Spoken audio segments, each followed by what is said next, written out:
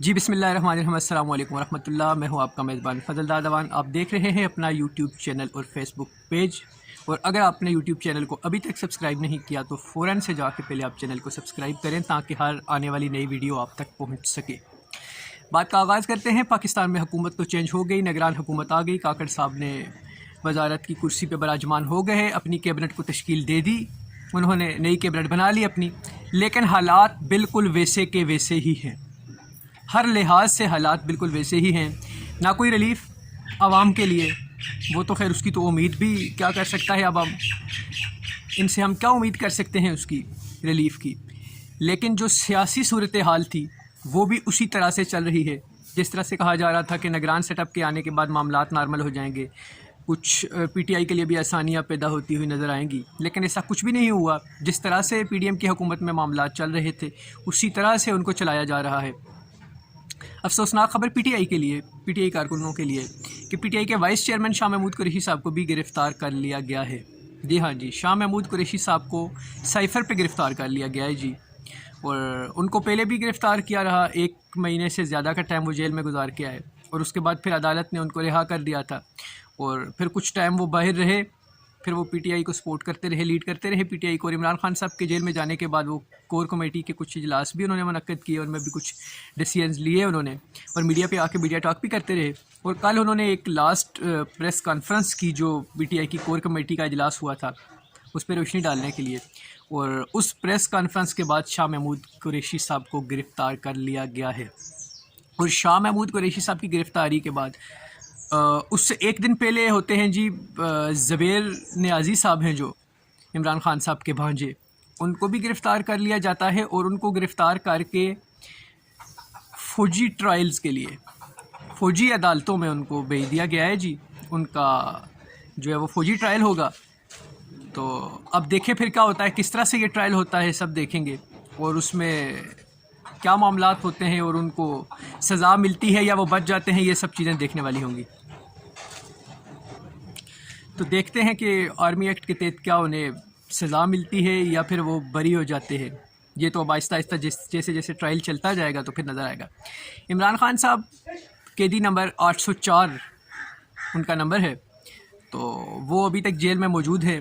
अभी उनके legal team ने जो ए क्लास के लिए जो एप्लीकेशन दायर की थी, जो रिट उन्होंने दायर की थी अदालत में, तो उस पर भी अभी कोई खातर ख्वाह पेशरफ नहीं हुई। चीफ़ जस्टिस हाई कोर्ट, उनकी तबीयत बताया जा रहा है नासाज है, वो अलील है, जिस वजह से वो छुट्टियों पे थे पहले। अब सैटरडे संडे भी छुट्टी होती है और सोमवार को देखते हैं फिर किस तरह से क्या उनके बारे में फ़ैसला किया जाता है। क्या उनको ए क्लास दी जाती है या फिर सी क्लास में ही रखा जाता है। पाकिस्तान के कानून के मुताबिक साबिक़ वज़ीर आज़म को ए क्लास दी जाती है, लेकिन क्या इमरान खान साहब को ए क्लास मिलेगी या नहीं, ये सोमवार को पता चलेगा। और फिर सुप्रीम कोर्ट में जो उनका केस मौजूद है उस पर भी देखते हैं कि सुप्रीम कोर्ट क्या फ़ैसला सुनाती है। सोमवार और मंगल का दिन पीटीआई के लिए बहुत अहम होने जा रहा है। और उसके बाद पीटीआई की लीगल टीम जो है वो मुसलसल मेहनत कर रही है। और वकला ने, जो लाहौर बार ने भी और इस्लामाबाद वकला की बार जो है, इन्होंने भी एक प्रेस रिलीज़ जारी की है जी कि अदालतों की छुट्टियों के बाद, अदालतों की छुट्टियां ख़त्म होने के बाद इन्होंने एहतजाज करने का ऐलान किया है। और इन्होंने ऐलान किया है कि काला कोर्ट जो है वो रोड पे आएगा और आवाम के तहफ़्फ़ुज़ के लिए, आवाम के हकूक़ के लिए एहतजाज करेंगे, आवाज़ बुलंद करेंगे हम। और उसके बाद हम आपको बताएं कि पीटीआई के रहनुमा उस्मान डार, जी हाँ, ये बहुत ही शर्मनाक हरकत है पुलिस की जानिब से। उस्मान डार पे आपने केस किया है, उस्मान डार पे एफआईआर्स हैं, आप उनको ढूंढें, उनको गिरफ़्तार करें और कानून के मुताबिक जो उनकी सज़ा बनती है उनको दें। आप उनके घर में जाके तोड़ फोड़ कर रहे हैं। और 70 साला बुज़ुर्ग उनकी वालदा जो हैं, 70 साला बुज़ुर्ग, वो आप उनको जिस तरह से धक्कम पहल करते हैं और जिस तरह वहाँ पे तोड़ फोड़ आप करते हैं, ये बहुत ही काबिल मज़म्मत हरकत है ये, और शर्मनाक हरकत है ये। किसी भी सियासी जमात का कोई भी बंदा हो, उसके घर में जाके आप उसकी फ़ैमिली के साथ किस तरह इस तरह से कर सकते हैं आप। ये किसी भी मुल्क में, किसी भी कानून में और किसी भी आइन में आप इसको प्रोटेक्ट नहीं कर पाएंगे। उसके बाद डॉक्टर शीरी मज़ारी हैं जी, उनकी बेटी ईमान मज़ारी को आज सुबह ही गिरफ़्तार कर लिया गया है। थाना कोसार में उनके ख़िलाफ़ एफआईआर होती है और उसके बाद उनको गिरफ़्तार कर लिया जाता है। और जब एफआईआर के बारे में पूछा जाता है कि किस चीज़ पे एफ़आईआर हुई है, किस चीज़ पे इन्हें गिरफ़्तार किया जा रहा है, तो वो बताने से गुरेज़ किया जाता है। अभी तक ये नहीं पता कि एफ़आईआर किस चीज़ पे हुई है, जुर्म क्या है उनका, लेकिन उनको गिरफ़्तार कर लिया गया है। और लंदन में मुकीम पीटीआई के वर्कर जो है, सरगर्म वर्कर पीटीआई के शयान अली, जो एवन फील्ड के बारे में भी आपको एहतजाज करते हुए नज़र आते रहे, जिस शयान अली के बारे में बात कर रहे थे हम कि शयान अली को उन पे इस्लामाबाद में दहशतगर्दी की एफ़आईआर उन पे काटी गई है जी। और उनका जुर्म ये है कि जो जज थे हुमायूं दिलावर, जिन्होंने इमरान ख़ान के ख़िलाफ़ फ़ैसला सुनाया, नाअहल भी किया गया उनको और जिस तरह से सज़ा भी सुनाई गई, और वो उसके बाद फ़ौरन फिर वो लंदन रवाना हो गए। तो शयान अली ने उनका पीछा किया, वहाँ पे प्रोटेस्ट किया और उनका कुछ जिस तरह से उनकी कवरेज करने की कोशिश की शयान अली ने, तो उस ज़ुमरे में उन पे एफ़आईआर पाकिस्तान में इस्लामाबाद में दहशतगर्दी की एफ़आईआर काट दी गई है। अब उन्होंने लंदन में दहशतगर्दी की है तो एफ़आईआर इस्लामाबाद में काटी जा रही है। अगर उन्होंने वहाँ पे दहशतगर्दी की थी तो वहाँ भी रूल ऑफ लॉ है, वहाँ पे उन पे एफ़आईआर होनी चाहिए थी, लेकिन यहाँ पे उन पे एफ़आईआर काट दी गई है।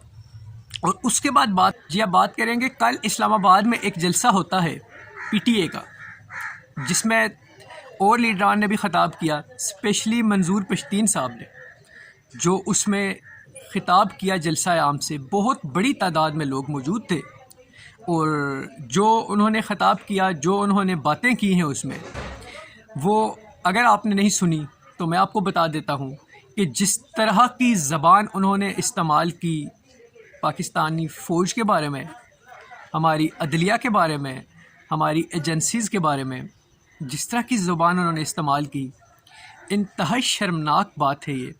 मैं सबसे पहले पूछना ये चाहता हूँ अपने अदारों से कि उन्हें इजाज़त किसने दी रेड ज़ोन में आके इस तरह से जलसा करने की, और जिस तरह की बातें उन्होंने की। चलो एहतजाज जलसा तो आप कर सकते हैं, कहीं पे भी कर सकते हैं, लेकिन जिस तरह की उन्होंने बातें की, जिस तरह से उन्होंने फ़ौज को ललकारा, एजेंसीज़ को ललकारा, जिस तरह से उन्होंने, और जितनी सख्त ज़ुबान उन्होंने इस्तेमाल की, उन्हें किसने इजाज़त दी। और ये जो उन्होंने ख़िताब किया है वहाँ पे, वो जो एक बड़ी तादाद में वहाँ पे पब्लिक मौजूद थी, या फिर जो भी लोग उसको टीवी पे या सोशल मीडिया पे अपने मोबाइल फ़ोन पे सुनेंगे, देखेंगे, उनके ज़हन में एक किस तरह की परसेप्शन बनेगी अपने अदारों के बारे में, अपनी अजीम फ़ौज के बारे में, एक लोगों की क्या राय बनेगी, और क्या मतलब हम किस तरफ जा रहे हैं, किस तरफ हम मुल्क को लेके जा रहे हैं। क्या उन्हें रोकने वाला कोई भी नहीं था? और जब उन्होंने कर लिया वो जलसा, वो मुकम्मल हो गया, और क्या अभी भी उनके ऊपर कोई भी किसी किस्म की इन्वेस्टिगेशन नहीं की जाएगी? उनसे पूछा नहीं जाएगा कि आपने ये किस तरह की ज़ुबान इस्तेमाल की? इमरान खान साहब जब कहते थे न्यूट्रल्स या दूसरी तीसरी वो कोई नाम इस्तेमाल करते थे, उनको तो गिरफ्त में लिया गया, और उन पे जिस तरह से अब वो जिस ट्रायल जो जिस तरह का उनका हो रहा है, जिस तरह के उनके हालात हैं जेल में, वो सबके सामने हैं। लेकिन इनसे क्यों नहीं पूछा जा रहा, इनसे क्यों नहीं पूछा जा रहा कि आप इस तरह की ज़बान पाकिस्तान के अदारों के बारे में किस तरह से इस्तेमाल कर सकते हैं? और बाकी नाजरीन, ये गिरफ़्तारियाँ कभी एक पार्टी की, कभी दूसरी पार्टी की, कभी तीसरी पार्टी की गिरफ़्तारियाँ, ये गिरफ़्तारियाँ तो हो रही हैं, आए रोज़ हो रही हैं, लेकिन इससे आवाम का क्या ताल्लुक़ है, आप मुझे ये बताएं। एक दिन टीवी पे ख़बर चलती है कि आज फ़लाँ साहब गिरफ़्तार हो गए, दूसरे दिन ख़बर चलती है फ़लाँ साहब गिरफ़्तार हो गए, और शाम को ख़बर चलती है कि 30 रुपये पेट्रोल महंगा हो गया है, आटे की कीमत में इतना इजाफ़ा हो गया है, चीनी की कीमत में इतना इजाफ़ा हो गया है। ये जो है, आपने जिस तरह के ये मामलात आपने करने हैं, जो भी करना है, जिस को भी आपने गिरफ़्तार करना है, आप उसको बेशक गिरफ़्तार करें। आप उनका, अगर उन्होंने गलती की है तो उसको सज़ा मिलनी चाहिए, बिल्कुल आइन के और कानून के मुताबिक मिलनी चाहिए। लेकिन आवाम पे आप इसका बोझ क्यों डाल रहे हैं? आवाम को आप मज़ीद क्यों दबाते जा रहे हैं? जिस तरह के हालात से ये आवाम गुज़र रही है, उसका तो जीना हराम करके रख दिया है आप लोगों ने। खुदारा मेरी ये निगरान हुकूमत से रिक्वेस्ट है कि टाइम पे, वक्त पे, आइन और कानून के मुताबिक साफ़ और शफाफ इलेक्शन करवाएं।